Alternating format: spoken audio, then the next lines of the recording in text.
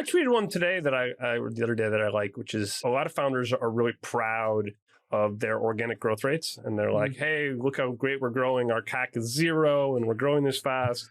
And for me, that's actually like a red flag, because paid acquisition and sales, marketing, understanding your channels is a muscle. You have to start doing it and iterating on it and learning, and you do it and you realize something's not right and you get better at it. And showing that you basically very early on in the sort of life cycle of your business realize that this is a muscle that needs to get big and strong for your business to get as big as it could get, and starting to build it and starting to think about it and starting to get good at it is like super duper critical. And I think there's a lot of sort of examples in businesses like this in every aspect, where being proud that you don't do something that you eventually will have to do, I think is, for me, it's a red flag. I'm like, oh, you mean you haven't started learning how to do this yet? That means it's going to be painful when the time comes. Yeah. And really it is. When you think about marketing as a muscle, you can go through 10 campaigns and really achieve very little. And then all of a sudden you figure out some audience or some new channel or some new creative, and it just goes 10x. And all of a sudden your CAC goes from $100 to 10, and you're like, oh, there it is. So it's pretty humbling, like how difficult it is to actually get to the point where you make something that actually breaks out. So you definitely want to stick with it. And yeah, I think that is a bit of a tell. I would say low product velocity, I find super annoying. And I also find super annoying people who obsess over things that are not critical to the business. I have one founder who was obsessing over the super voting shares. And, you know, I'm like, you don't even have product market fit. And we're talking about super voting shares. What's going on here? Let's get product market fit and then talk about that. Or like they were concerned about their board conversion. I'm not saying that's not an important thing, but I was like, you don't even have a thriving business here, and we're like debating stuff that's not important. And then other times I have people say, hey, yeah, we're going to get this done, we're going to get that done, and they just don't get it done. And I'm just like, you know what? There's no plan here, and the cadence is too slow. You have to move fast with a sense of urgency. And I've just watched people meander, and I'm just like, where's the sense of urgency here? Just pick a date that the new product comes out and tell the team version 2 is coming out October 1st, the end. And if it doesn't come out October 1st, you're all fired and we're starting over. You have to put your foot down and say, we're going to be competitive in the marketplace. And some people do this really aggressively, and it has great success. And listen, it might burn some people out. It might rub some people the wrong way. Trigger warning, if you don't. Intense work environments, startups are not for you, but man, have a sense of urgency. I think that's one of the big reasons why tech and the media and this woke crowd are having this, big battle, is because startups are about going fast with a sense of urgency.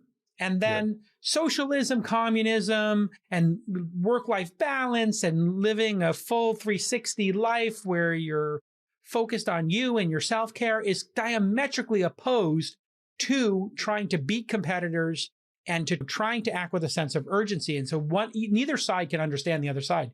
If you don't want to be in an intense environment, you go work for the post office, go work for Starbucks, go work for any number of jobs where you're not creating any new things. You're just punching a clock or creating a delightful product day in and day out, but you're not trying to change the world. That's fine. But if you're at a startup with the clock ticking and you're running out of cash, you have to move fast, people. You cannot dilly-dally. Speed is success, and going slow equals death. You will get caught. The zombies will catch you, they'll overwhelm you, and you will be ripped to shreds, and they will eat the flesh off your bones. You need to beat out the other people. Sorry to say it so graphically, but it's just how annoying is it when you invest in a company and they just turn into the post office? And they're like, yeah, we're not working this weekend. Yeah, I don't know if we're going to get that done. Does that happen often to you, or not that No, often? thank God. Yeah. I mean, that's it doesn't one of happen the things, that often, but when it does happen, oof. Yeah, that's a huge filter for me. Is like the speed of execution is everything in startup life. If you're slow, you're dead.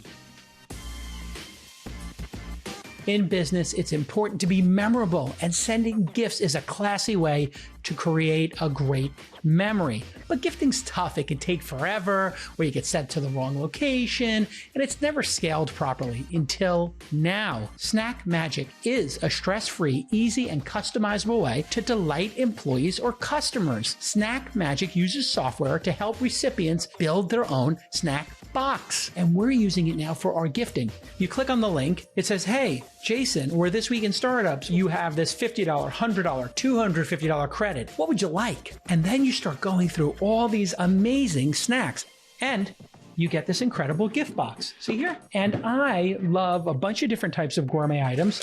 I'll take out a couple of them. You're going to hear some crinkling right now. You can get these air-dried veggies, and I'm trying to eat more vegetables, and this seemed like a reasonable snack for me. We would have these back and forth discussions of what to get our customers and what they like. It's like, oh, they don't eat chocolate. Oh, they don't like cheese. Oh, this person's keto. This person's that. This person's vegan. Just send somebody this Snack Magic link, and you're done. And they get what they want. Whether you want to delight one person or 1,000, Snack Magic makes it easy. Send it to an employer right now. Say, thanks for the hard work. Here's here's $100. And you're going to get 10% off if you use my offer code TWIST by going to snackmagic.com/twist.